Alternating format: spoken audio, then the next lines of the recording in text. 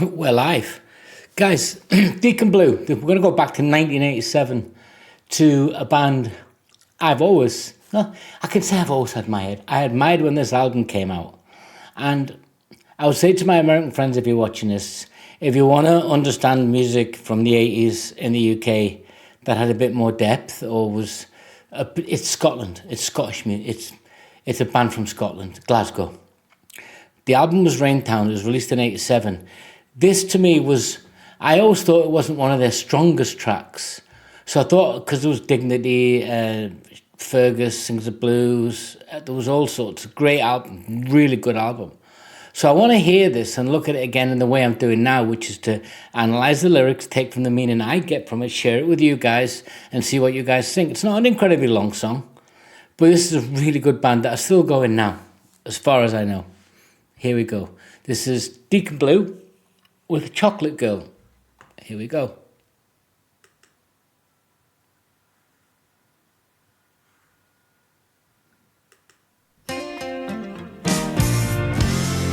Bit of country. Pop now, soul. No. Alan doesn't understand her. He only thinks in numbers. He only drinks in restaurants where the girls are fully covered. I forgot. It's not about me. It's not this Alan, all right?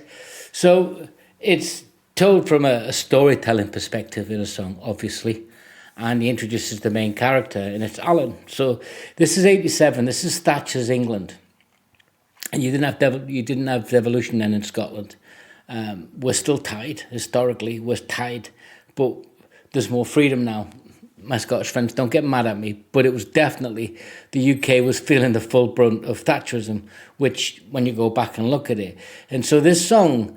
This album portrayed, and you can see the cover there, it's a gritty Glasgow. I mean, Billy Connolly does this. He talks about Glasgow and the hard working class area it was, and is, I suspect, still. I've not been for a while.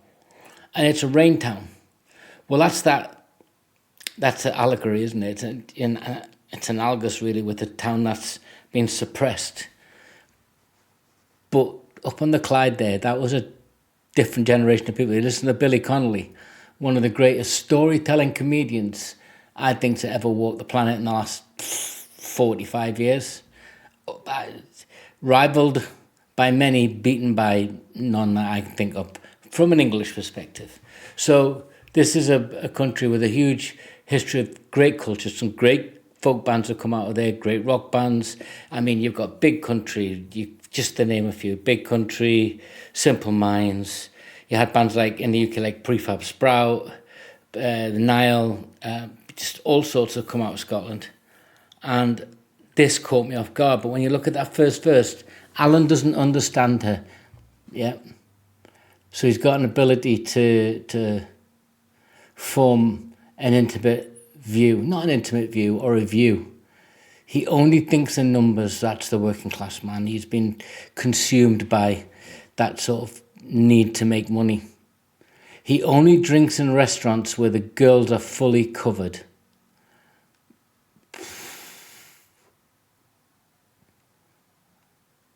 He's internalizing everything, and that can produce a rage.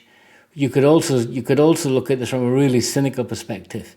He doesn't understand it because he doesn't want to. He only thinks in numbers because money's the most important thing. He only drinks in restaurants where the girls are fully covered. Is that a girl he's bought and took out? Or is it because that's where the higher class girls are and they are a better class than what he's seeing? So there's a lot of, you could look at this from many angles, but there's definitely a real controlled, self-control, lack of control aspect to him. He can't open up. That's the beginning of the story. When I first heard this, I kind of didn't think about it much. You know, it was good. I could hear it. I knew it was a good song. But yeah, I've heard it many times since, but this is the real first time in many years I've done this. He can't trust his yearnings, and he doesn't like pretending. His temper stretched so much by work, his heart needs gentle rending. He calls her the chocolate girl, 'cause he thinks she melts when he touches her. And she knows she's a chocolate girl, 'cause she's broken up and swallowed, wrapped in bits of silver. So you got verse 2 there, and he can't trust his yearnings, and he doesn't like pretending. His temper stretched so much by work, his heart needs gentle rending. Phew, that's really dark. That's an unconscious plea for integration. He's yearning to be vulnerable, but he can't trust them. He doesn't. His life is crushed by survival. Yeah, and he doesn't like pretend. It's driving him. The inner turmoil is ridiculous, and you see it now with this. This is touching on hardworking men going to work who can't connect because everything's about survival. But that would be family men. This isn't a family man. This is just a guy out. This is telling the story of a man who can't connect, because you could argue maybe he's an accountant, maybe he's upper middle class. It doesn't really matter. Yeah, but it's definitely a story of repression. But understanding that you need to connect, that's what it is. He's saying he doesn't trust his yearnings because he doesn't want to connect, but it's not good for him. Alan doesn't understand this. He says he's only human, so he still lights up with old flames as if to try to prove it. And it doesn't like emotion. He's not certain of their order, 'cause pouting carries so much fun, then breaking hearts is harder. He goes hurt. And he doesn't like emotion. He's not certain of their ardour. If pouting causes so much fun, then breaking heart is harder. It's just an absolute look. He doesn't like emotion. Doesn't mean he doesn't have it. He's not certain of their ardour. He doesn't. Where do they take him? This isn't that. This isn't a song looking at the inability to have emotion. It's the inability to use those emotions for yourself.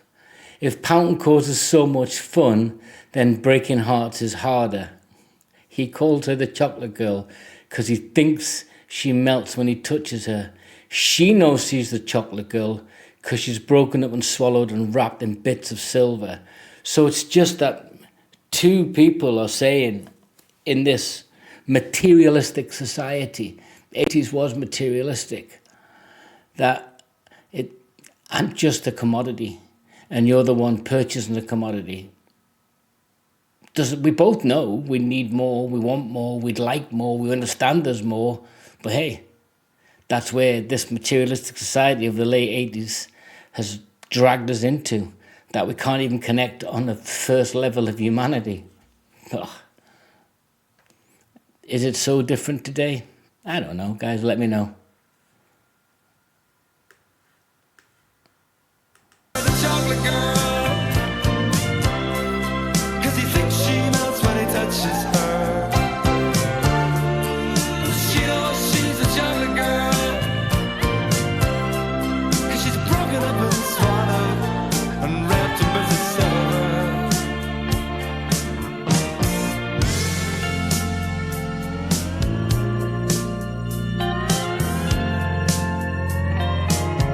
Bit of bluesy. Alan doesn't understand her. He thinks it's getting harder, so he spends the nights with old friends underneath the cover. And he talks about the chocolate girl and how he thinks she melts when he touches her, and that she knows she's a chocolate girl.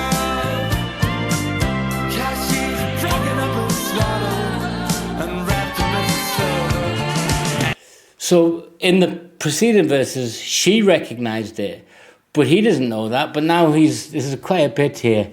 So when he does that, let's look at that.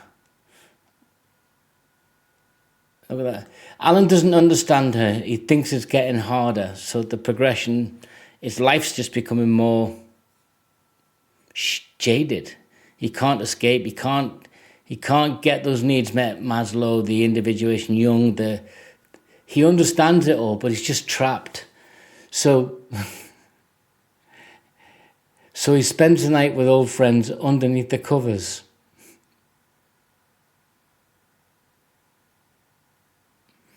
Take that where you will, guys. And he talks about the chocolate girl and how he thinks she melts when he touches her, and that she knows she's the chocolate girl because she's broken up and swallowed and wrapped in bits of silver. So it's an objectification, objectifying the commodity. And this is all about materialism, guys. It's not about whether or not men were toxic or nothing like that. It's just the materialism. This is analogous with materialism, and they're using a relationship to describe that. When everything becomes about what you work for and what you can buy with money, this is what happens.